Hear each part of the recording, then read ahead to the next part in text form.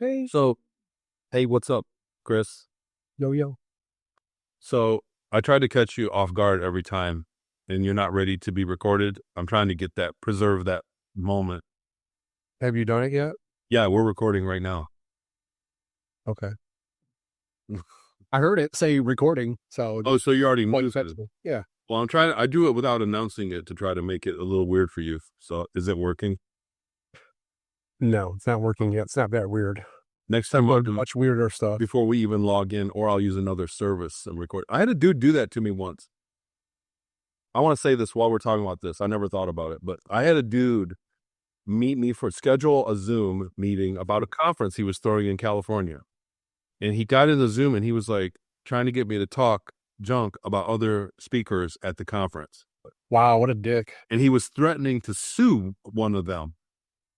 Like he had a lawsuit in the lawsuit brewing. And he kept asking me over and over, what do you think about them? What do you think about them? Tell me, do you guys talk about me? And I was like, no, I was like, I don't really, you know what I mean? Like, I just talk about what matters is what I was like, why? Anyhow, after the meeting was over, because Zoom tells you when it's recording, after the meeting was over, he was sitting there and he started clicking and we started talking about like dinner.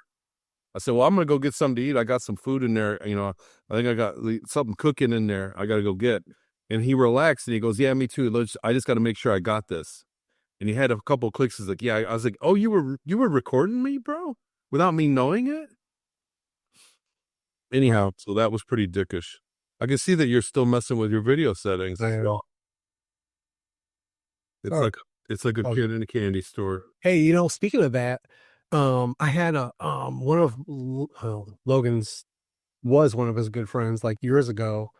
He did a thing where he called me on the phone. I think at the time, I don't know if we were playing like some World of Warcraft or some kind of video games. I don't even remember, but it was a while ago.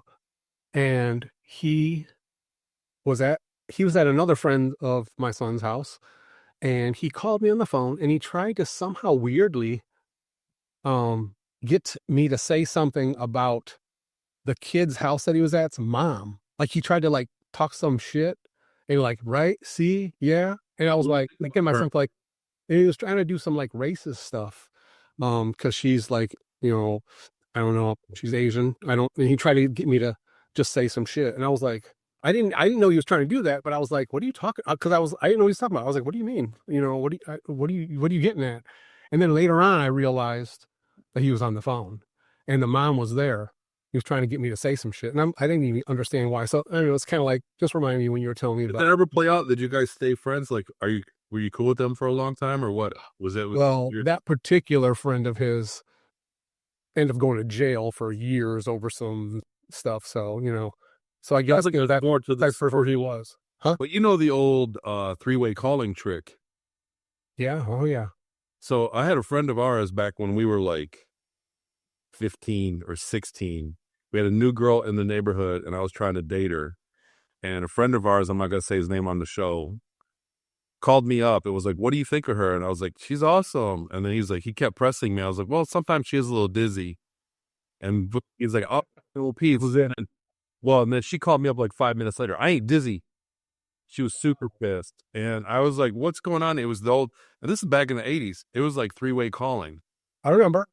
Oh, I was so devastated by that. And fast forward to today, people hack your phone and they know everything. Like I just assume that my phone is being watched. Always have or Always something. hacked, and all my friends already know every porno I ever searched for is well known. So I try to keep it above board. I figured there's really not too Yep, much definitely of my uncomfortable personal talking info. about this. Would say that. I said I usually figure unless it's my personal info, there's not really much. Well, on my phone. Well, it is. So the thing is, when they hack your phone, I had another friend of mine. I was talking about how many times I've been hacked because I've been hacked a lot, and he said, "Well, I don't do anything wrong on my phone." And I said, your phone knows where you are. So they know when you're not at home. They can break into your house. Yeah. You do your finances on your phone. You trade crypto on your phone. All that stuff is screen recorded. When they hack your phone, they get all that stuff. And they can tell when you're 2 hours away from your house. They can walk right in the front door. And they know they got all day to mess around at your house. Like your phone should be secure. Anyhow, I don't want to get on a soapbox, but I've been hacked. I'm gonna look at the camera. I have been hacked many times, and probably am currently. It's just from I talking mean, why not, about the right? UFO We're world. used to it. Why not? I'm in the ufology, so nerds want to see if I'm lying or if I'm telling the truth, and they got no one better to pick on. So it is what it is. But that's not why we're here today. Oh yeah. Well, why are we here today? Well, no, tell us. Tell everybody, why are we here today? Why don't I tell everybody? We're here to talk about current events, Chris, Okay, sounds good. of the culture of where we are currently in America or the world, for that matter.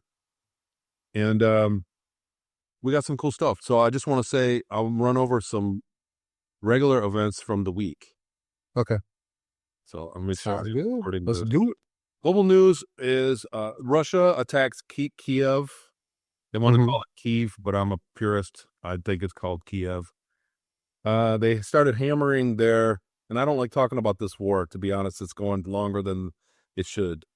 But they're starting to hammer their heating resources going into the winter. So that means they plan on being at war for a long time. So what, the actions speak louder than words, and they're talking about this peace deal or that, but they're hammering their infrastructure to heat their homes. Yeah, I That's heard. a prep to an offensive. I heard they were sending in all the drones in there and doing drone attacks and like taking out like electric, I don't know, buildings and to try to take their heat out and stuff like that. And I guess was it one of the drone the guy who was doing the main attacks was like, I think it was him. I said, yeah, well, I hope have fun getting some heat this winter or whatever. I think that's what I heard, something similar to that. But yeah, I heard that they were attacking a whole bunch of different buildings, taking out power, so that people over there are like, now you see what it's like for us over here. What's going on?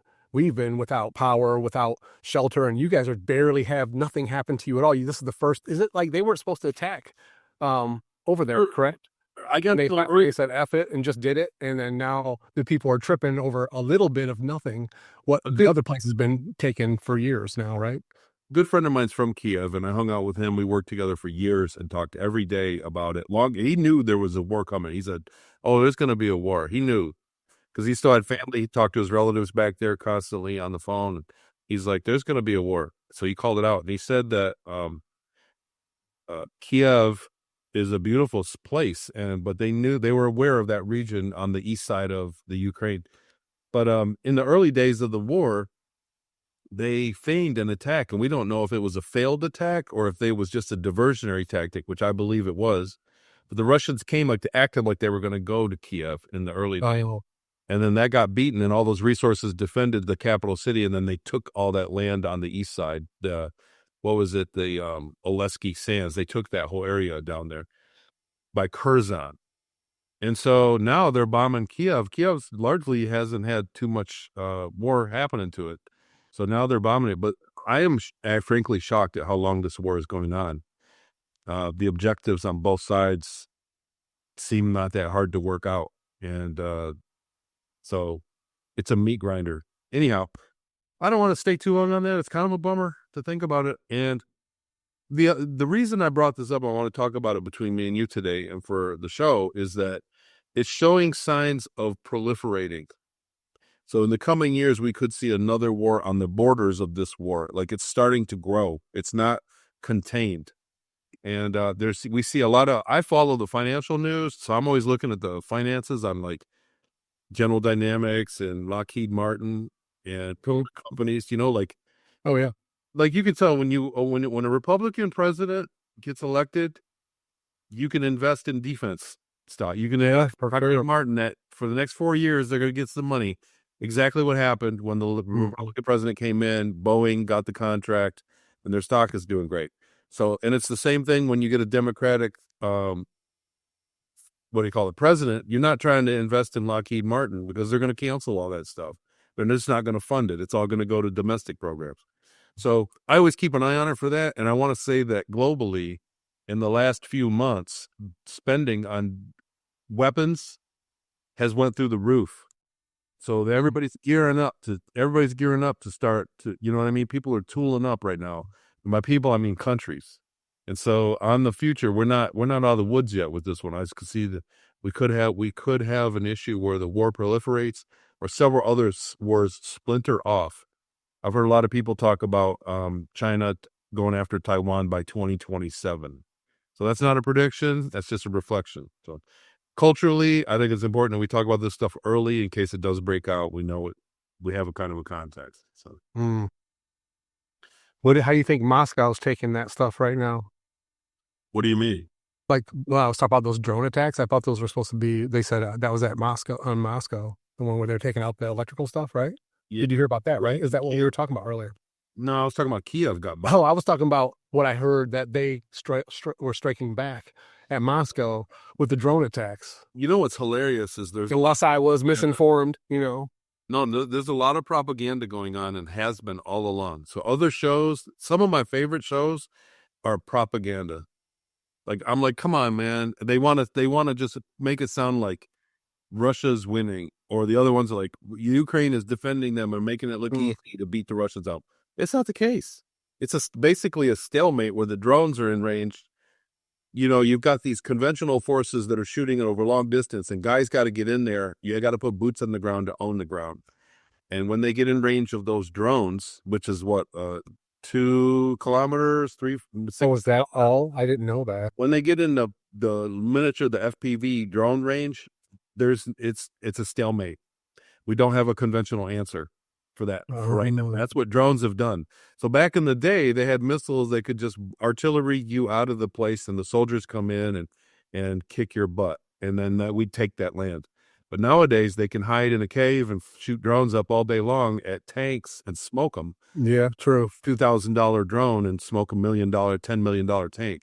So it's a stalemate, that war, and I think both sides are pissed off. But we're seeing the propaganda on both sides. Like Moscow has been getting hammered, Kiev's been getting hammered, and we're not getting told correct info about what's going on. We never really are when it comes to war shit. One stat was 7,000 dudes a week dying. 5 to 7,000 men. That's the average throughout the war? I don't know if it was a spike or whatever. I don't have it. I'll look it up and flash it. That's crazy. I'll flash it on the screen later to you guys if I can find a good spot for it. If I can find a good source, I'll put it on the screen. But 7,000, 1,000 guys a week, 100 guys. You know what I mean? That's a lot of dudes, and it's been going on for years. It's been a few years. The other talking point on the Kia, like I said, I do want to move on. But the other talking point is, you remember when that war broke out is when crypto nosedived. Everybody was right when they started. Yeah, because the Ukraine was responsible for 40% of hashtags. So all of the Bitcoin miners, all of the Bitcoin and the other coins, the altcoin, Litecoin, and all this, people that were mining them were in the Ukraine. So they had some kind of tax break on the power. They had some kind of regulation that made it affordable to mine crypto. So if I plug in a Bitcoin miner now in my house, the power that it uses is almost the same amount of Bitcoin I'll get. Or I don't know exactly, but it's like not lucrative. So Ukraine had some kind of deal with energy where everybody was mining crypto, and that's where 40% of hashtag rate was in the Ukraine. Then the war broke out and the crypto dropped because they quit. All those computers went offline. They quit. So that was the thing. And I wonder if this war settles, if we're going to get if it'll happen again, we keep your eye on that. Maybe when this war settles, we'll get a crypto coin boom, in the same regard. So crypto's neat, but I got burnt from it, and I recommended it to people, and so I won't do it again. But crypto's not going anywhere; it's here to stay. Yeah, that's what I heard. I was just listening to, what was it today? Have you ever seen a show? It's like a podcast. It's called Diary of a CEO. Yes, no? Yeah, I have seen some. It's a guy in Europe who's like part of their, what is it called? Like the Dragon Den or whatever, that show where they bring their ideas. I think he's like one of those people, and he's got his own podcast. So people recommend shows to me all the time. I don't really watch a lot. I like fast reels. And these are not fast. These are all like an hour to 2, usually hours, but very informative. And I've learned a lot of stuff watching that. So that's why we're going to put out reels. in short episodes. Okay, I got you. The long stuff where you interview people is like pulling teeth sometimes when you interview them. I think we got a good little thing here.